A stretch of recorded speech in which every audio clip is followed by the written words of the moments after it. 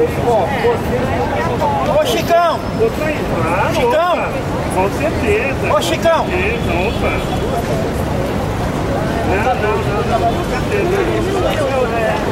Olha, a questão é igualdade, a gente tem que poder fazer isso também. Ô Chicão! Chicão! Para! Qual dele?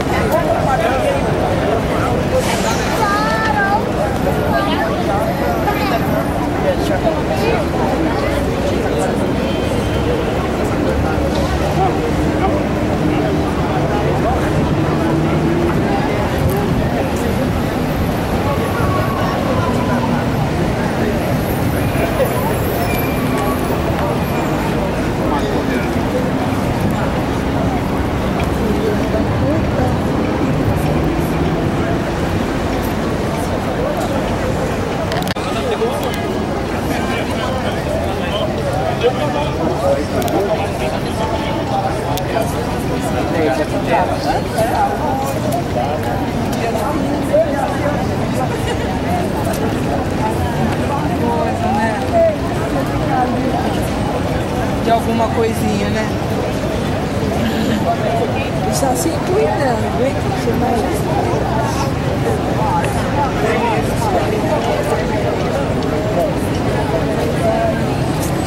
Alguém se habilita aqui? Ô Chicão, vem aqui! Alguém se habilita para segurar?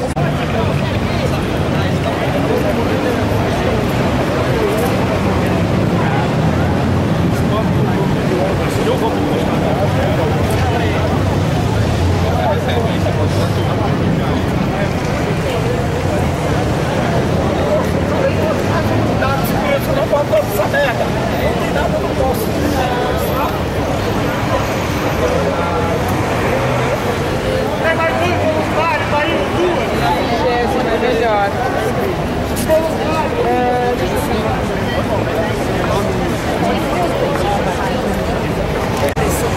Desse país durante a ditadura. Ele, se está no Banco dos Réus, é a condenação política, histórica e moral da ditadura. Com certeza. Família Teles. Agora, se ele não vier, Não tem. mas esse caráter simbólico, assim, ele tá ali, ele tá frente a frente. Olha, quando nós, na nossa ação da família, ele casou no seu Brasil, foi condenado. Aqui nesse então não tem, isso não interfere no funcionamento do judiciário. Agora, uma condenação civil, perto de tudo que foi feito, não é pouco, é muito pouco. Não, no Brasil tudo é muito difícil, né? Na verdade, nós estamos aqui lutando pela constitucionalidade e pela justiça, que não existe no Brasil, apesar de ter mais de 25 anos que se passaram, né? A ditadura, as torturas daquela época não foram apurados. Então é muito pouco, sim, mas se você levar em conta que no Brasil são os primeiros processos de condenação com tranquilidade, são os primeiros processos. Pouco, mas já é alguma coisa. E o Ustra é uma figura expressiva dentro da corporação, do aparato repressivo da justiça. Como é que está a situação de vocês? Vocês ganharam em primeira Nós ganhamos instância. aqui na 23ª e ele retornou aqui. Vocês ganharam em primeira instância. Nós ganhamos na primeira instância. Ele retornou. E aí, Essa é aquela declaratória que reconheceu que ele é procurador. ele é procurador. E é um passo importante para essa ação de hoje. Mas é engraçado porque eles façam da família eles não reconheceram o que reconheceram na Conselho, não é isso? Não, eles não.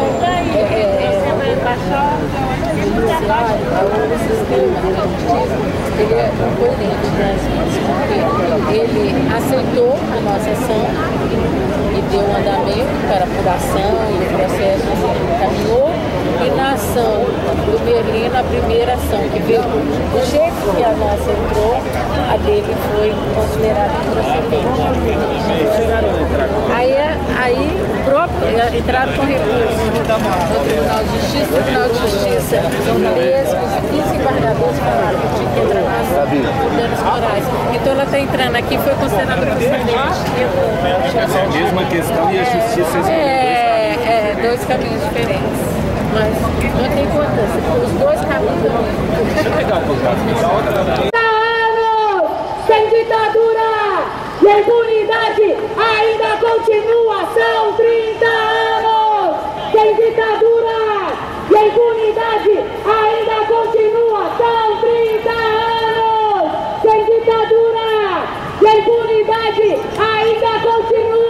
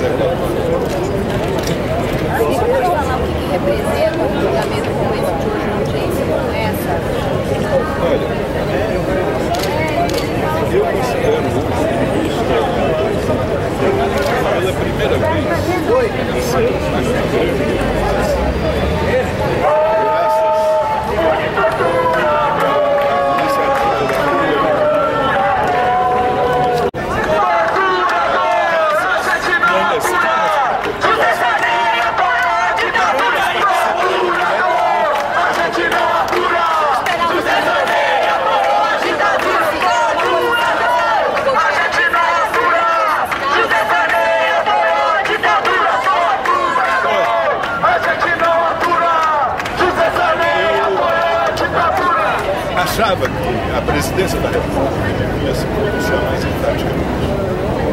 No entanto, nós estamos frente a um governo que todos sabemos que tem um arco de aliança tranquilo que não tivesse o Dr. Nelson Jobim seria o ministro da Defesa. Enquanto no Brasil nós tivemos o ministro Jobim, daquele outro os ministros Gilmar Mendes e Peluso, ocupando o poder judiciário e um Congresso que age mais projetos políticos, entendo até que é presidente da República. Primeiro, para nós cobrarmos mais, temos que cobrar o afastamento dessas pessoas dos cargos de poder. A Liga Defesa alega que o coronel não poderia ser penalizado porque existem existia uma hierarquia. O senhor acredita que esse é um ato de covardia de se eximir dessa responsabilidade? Eu acho que isso nos diz que toda a hierarquia devia ser do alto ao mais baixo. Isso para mim, isso não isenta ninguém. Pelo contrário, inclui uma lista de réus maiores, que é o que a gente quer esclarecer. Muito obrigada. Processo que melhorasse a vida do povo. Agora, a luta é por liberdades democráticas. A luta é para avançar no Estado democrático de direito e a luta é para continuar a resistência do povo brasileiro até se alcançar a luta pelo socialismo.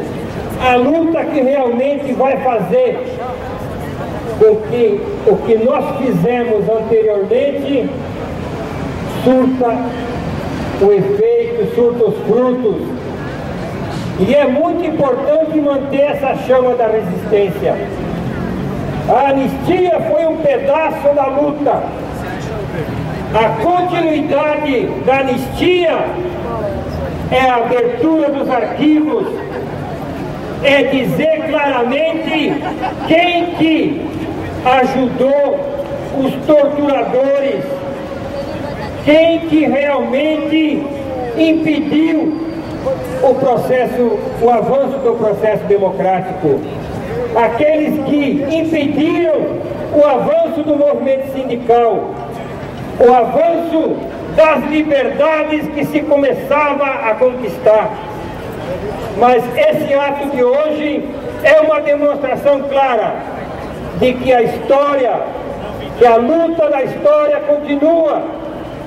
A luta dos trabalhadores, das trabalhadoras, dos estudantes e de todos que querem uma vida melhor daqui, para fazer uma punição exemplar para um torturador. Esse é um ato importante da punição de um torturador que vai punir todos os torturadores.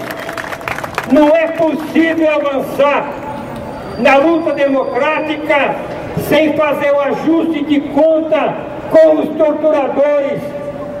E é isso que nos move, e é isso que nos faz continuar na resistência, para que a gente realmente avance, para que a gente realmente consiga um Brasil melhor, que a gente consiga ter liberdade para trabalhar, liberdade para estudar, liberdade para desenvolver e usar dessa liberdade para a gente fazer a transformação social nesse país.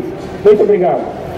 Temos abertura dos arquivos já. Ô, Dilma, não vamos nos calar. Temos abertura dos arquivos já. Ô, Dilma, não vamos nos calar. Temos abertura dos arquivos já. Ô, Dilma, não vamos nos calar. Temos abertura dos arquivos já.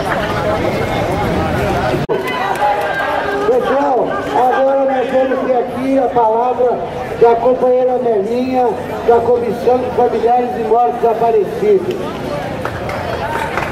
Companheiras, companheiros, hoje nós estamos vivendo aqui em São Paulo, aqui em frente do Poder Judiciário, um momento histórico, um momento político extremamente importante, que é colocar o coronel Carlos Alberto Brilhante Ustra, que hoje é general da reserva, que era major na época da ditadura, na época da repressão, colocar este homem no banco dos réus. É extremamente importante, porque o DOI-CODE, aqui de São Paulo, foi um dos maiores centros de tortura do país. esse homem teve expressão significativa na época do sistema repressivo político aqui no Brasil. Então é muito importante esse momento. Esse homem deve ter matado por volta de 70 militantes políticos, opositores à ditadura, a maioria jovens, mas não só. Ele matou também mulheres. Então ele é um assassino. Ele provavelmente também conhece o que foi feito dos desaparecidos políticos, com certeza, porque esse homem era do aparato mesmo dos órgãos de segurança nacional, ele era um homem da ditadura. Então, onde estão os desaparecidos políticos, com certeza ele tem alguma resposta que falta ser dada. Então, esse momento que nós estamos vivendo é um momento extremamente importante. E é importante não só para os familiares do Merlino ou para os familiares da família Teles, que moveram ação contra esse torturador, sequestrador, assassino do povo brasileiro. Não. É a importância.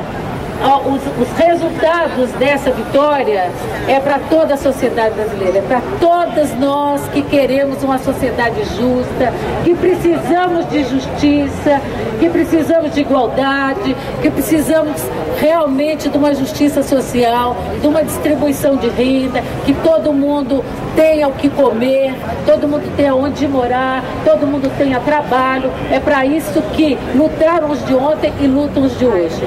E este homem foi um dos representantes do sistema repressivo que trouxe o impedimento, que matou, que torturou, que é um dos responsáveis pela vergonha nacional que o Brasil ainda carrega nos dias de hoje, que o Brasil é um dos poucos países onde a impunidade ainda permanece, a impunidade daqueles anos de ditadura permanece praticamente intacta. São só 2 ações contra esse homem. Esse homem teria que ter muito mais ações. Ele e outros. Teve um aparato aí repressivo, tem uma lista de torturadores que está aí na internet, que vocês podem ver daquela época. Muitos deles estão vivos, mataram aqui na cidade, mataram também no campo, na região do Araguaia. Tanto é que o Brasil foi condenado no ano passado, em dezembro do ano passado, o Brasil foi condenado pela Corte Interamericana de Direitos Humanos, porque não localiza e não esclarece o que aconteceu com os desaparecidos políticos da guerrilha do Araguaia. Então, esse momento é extremamente importante. E eu queria lembrar aqui que essa luta é uma luta muito antiga, inclusive junto ao judiciário.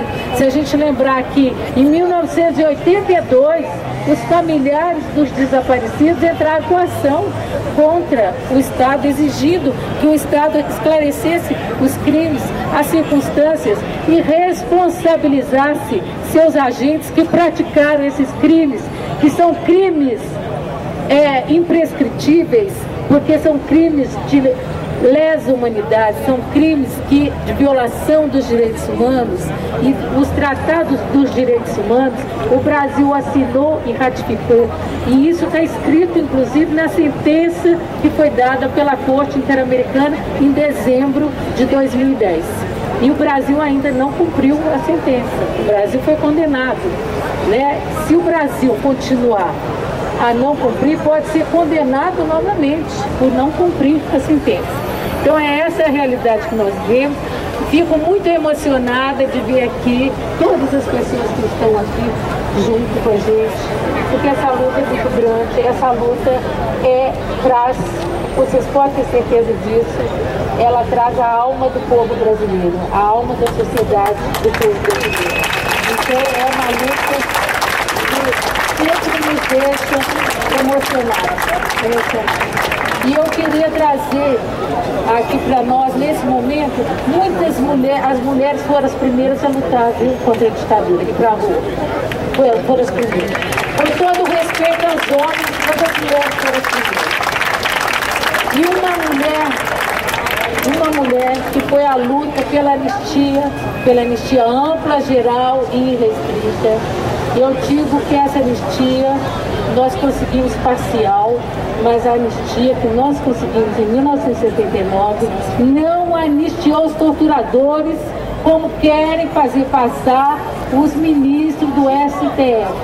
Aquela decisão do STF é vergonhosa, é vergonhosa. Nós temos que repudiar sempre, não podemos aceitar, porque não foi anistia para os torturadores. Torturador é crime, a tortura é crime imprescritível, não tem anistia.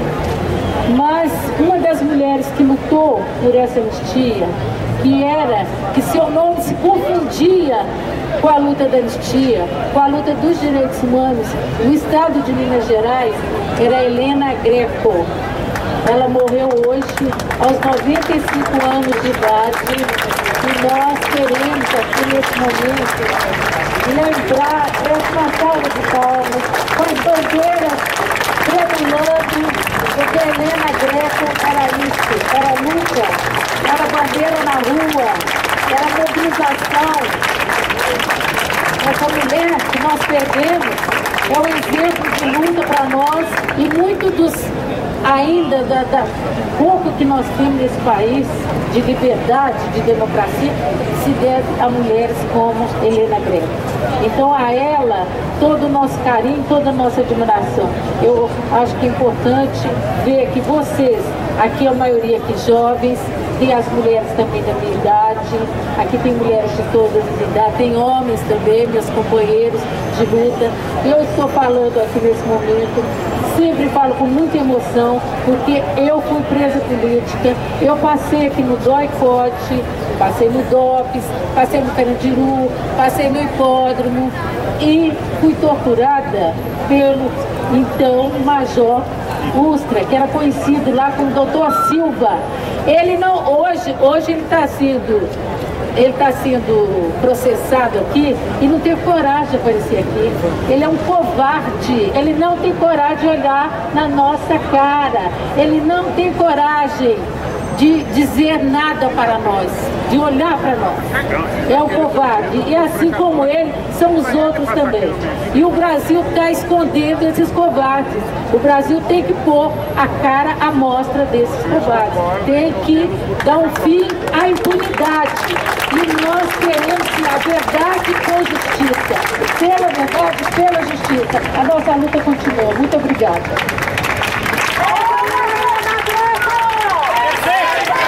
Companheira Helena Greco, presente agora e sempre! Agora e sempre! Companheira Helena Greco, presente agora e sempre!